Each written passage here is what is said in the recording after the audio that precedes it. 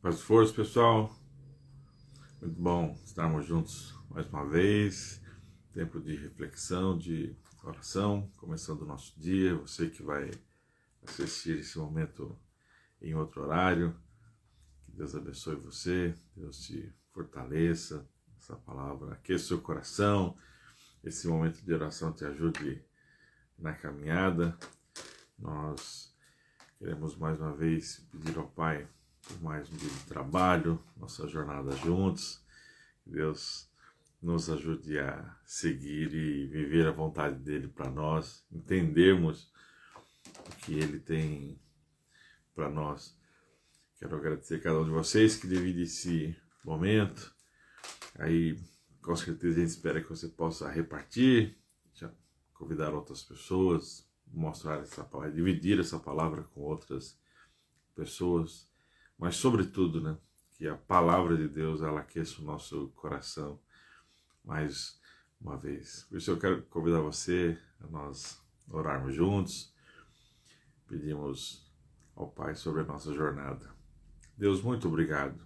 Obrigado por esta manhã. Obrigado pela oportunidade de se aproximar de Ti, pela oportunidade de colocar a nossa mente, o nosso coração, Deus, focados, voltados para Ti. O Senhor sabe como está a nossa agenda, quais são nossos desafios de hoje. O Senhor sabe, Pai, como está a nossa saúde física, nossa condição financeira, que momento da vida nós estamos atravessando. Obrigado, Deus, por nos amar e se preocupar, interessar com a nossa vida por inteiro. Deus, e muitas vezes nós temos dificuldade em acreditar isso, que Tu és um Deus que se preocupa conosco, ou que se preocupa de tal modo conosco. Ajuda-nos a crer nisso, confiar nisso novamente. Pai, eu oro por esse que agora precisa da Tua direção, precisa do ânimo, precisa, Deus, receber do Senhor energia para enfrentar situações, precisa direção Sua para resolver situações. Eu oro por esta casa que precisa de resolução nos relacionamentos. Eu me junto em oração com quem agora precisa, Pai, buscar do Senhor auxílio para enfrentar a enfermidade, crer na cura, na restauração física. Ó Deus, eu oro, Pai, por esta casa que está enfrentando lutas financeiras e que precisa, Senhor Deus, Pai, de provisão, precisa confiar no Teu cuidado, na Tua soberania. Deus, ajuda-nos a atravessar as dificuldades, Pai, olhando para o Senhor. O Senhor sabe para onde temos olhado, o Senhor sabe para onde geralmente olhamos nesses momentos. Ajuda-nos a olhar para Ti e que Teus olhos nos restaurem, Teu olhar nos dê o ânimo, a alegria, o Teu olhar nos direcione, aqueça o nosso coração. Pai, nós precisamos mais do que conceitos, do que respostas intelectuais, ó Deus. Nós precisamos que o Senhor nos dê propósito, aqueça o nosso coração, nos dê significado, nos ajuda, Pai, a confiar naquilo que o Senhor já falou para nós, naquilo que nós já aprendemos de Ti. Ajuda-nos a olhar para nossos erros e dificuldades e nos humilharmos, pedirmos perdão e aprendermos a Tua vontade. Ajuda-nos, ó Deus, olha para o nosso país, olha para a nossa cidade. Pai, pedimos, Pai, pela guerra, tem misericórdia, Deus, nesses dias em que nós nos descobrimos. Nós somos assim, ó Pai, quando se revela o que há de pior em nós, Deus, e não somos diferentes disso, Senhor. Então tem misericórdia daqueles que sofrem por conta disso, Senhor. Tem misericórdia nesses dias de guerra, Senhor. Se nos aproximamos de Ti em oração, pedindo mais uma vez a Tua graça para a nossa jornada diária, nós pedimos isso em nome de Jesus. Amém. Bem, muito bom, muito bom. Estamos juntos. Eu quero olhar com você e eu quero aqui com você olhar as palavras de Paulo a igreja de Colossos, por isso que a carta chama a carta aos Colossenses, a carta aos... essas terminologias que a gente tem, né, das cartas que Paulo escreveu, a carta aos Efésios, a igreja de Éfeso, a carta aos Colossenses, que é, então, a região, a cidade de Colossos e tudo mais. O importante é o que nós temos aqui é a expressão de alguém, genuína de alguém que se preocupa e deseja que eles tenham orientação, uma palavra, eles possam viver o que Deus tem para eles. E eu começo lembrando isso assim, quando você pensa na pessoa de Paulo como alguém que se preocupava com essas comunidades de modo sincero e verdadeiro, quem são as pessoas que se preocupam com você? Quem são as pessoas que já se preocuparam e investiram tempo em você para você crescer, amadurecer, se tornar quem você se tornou hoje? Com quem você tem se preocupado? Por isso eu quero também ler as palavras de Paulo.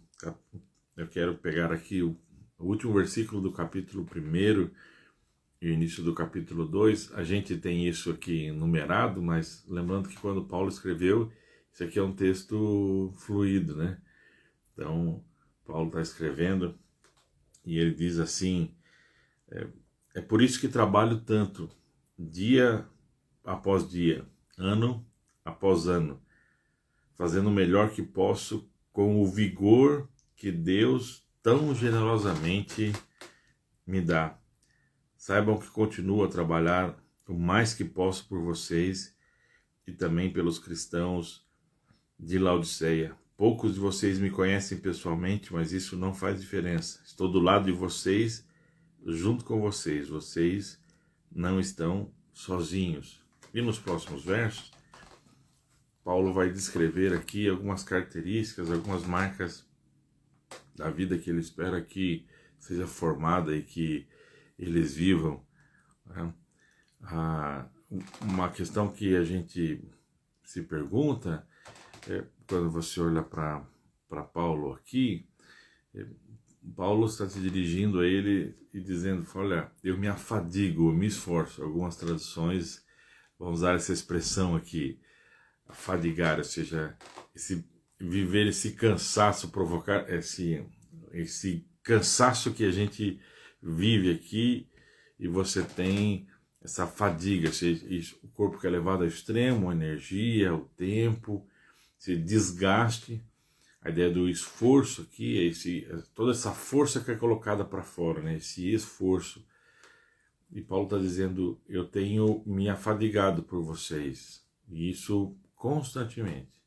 Então, não foi só um momento de fadiga, eu tenho vivido em fadiga, ou seja, eu tenho me esforçado por vocês muito. E aqui não em uma situação apenas, em diversas situações eu tenho me afadigado, eu tenho me esforçado. E aí o que veio ao meu coração quando eu leio essas palavras de Paulo, Paulo tem consciência pelo que o motivo dele se afadigar e por que se fadiga.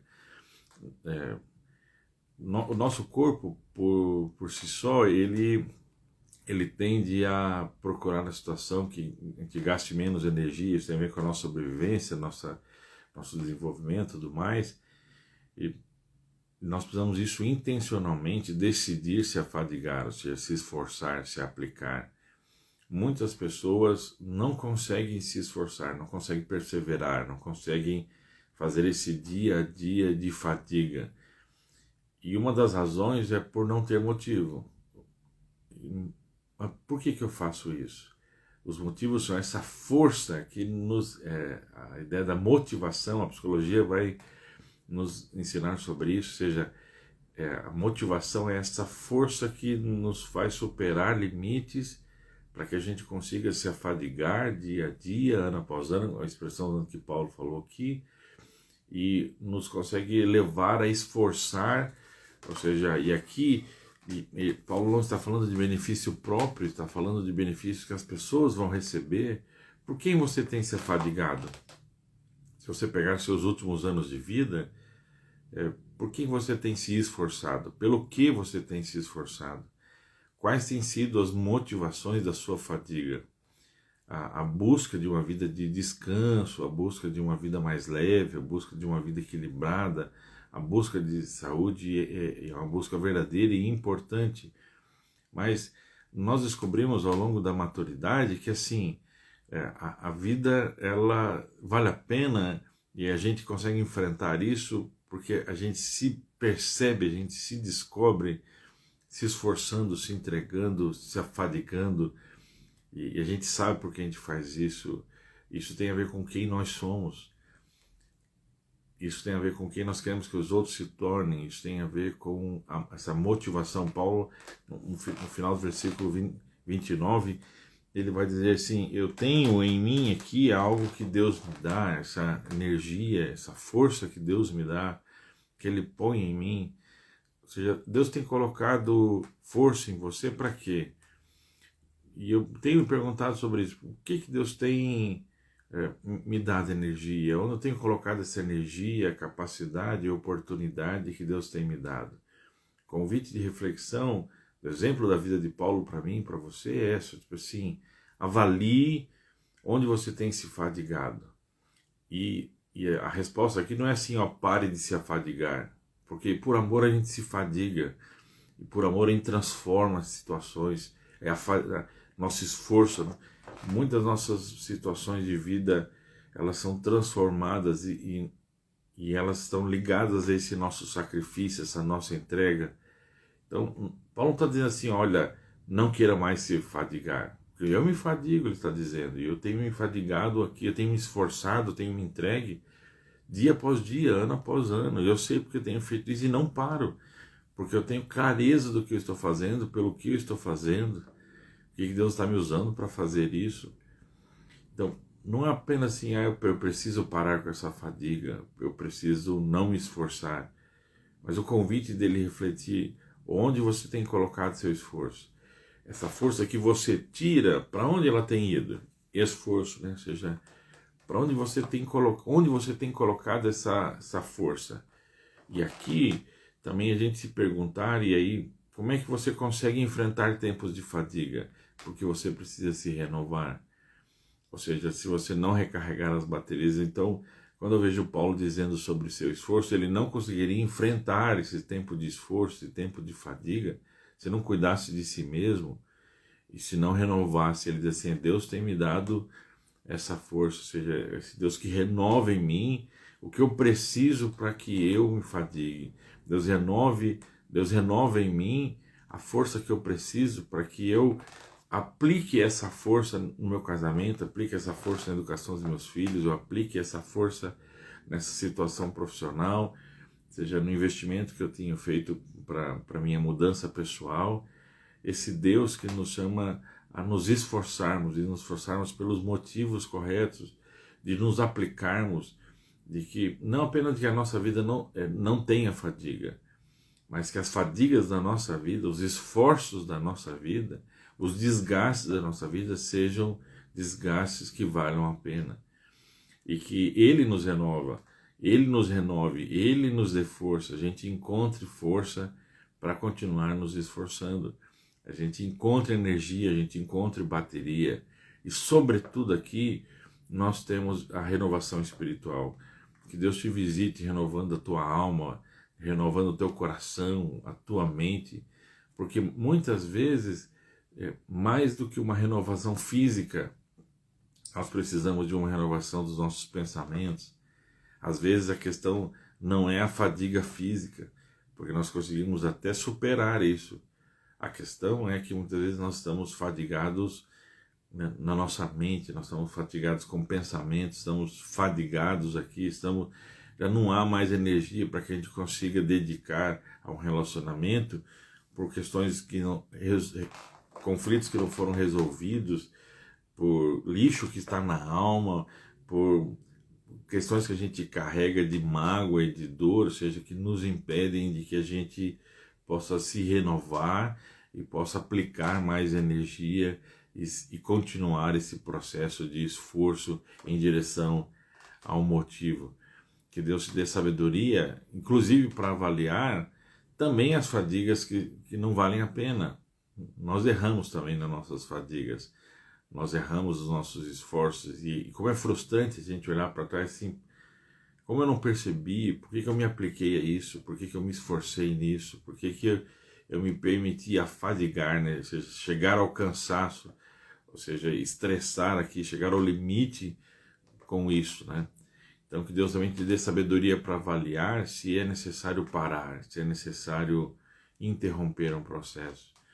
Mas que esse Deus que nos convida à fadiga, esse Deus que nos convida ao esforço, esse Deus que nos convida à entrega, esse Deus que nos convida à direção ao outro, esse Deus que nos convida a termos clareza das nossas motivações, de aplicarmos a nossa vida naquilo que vale a pena, sobretudo relacionamentos. Que todas as outras áreas elas sejam secundárias para que a razão essencial sejam os nossos relacionamentos. Que Deus nos ajude, Deus te ajude nesse dia a você avaliar sua fadiga, avaliar seu esforço.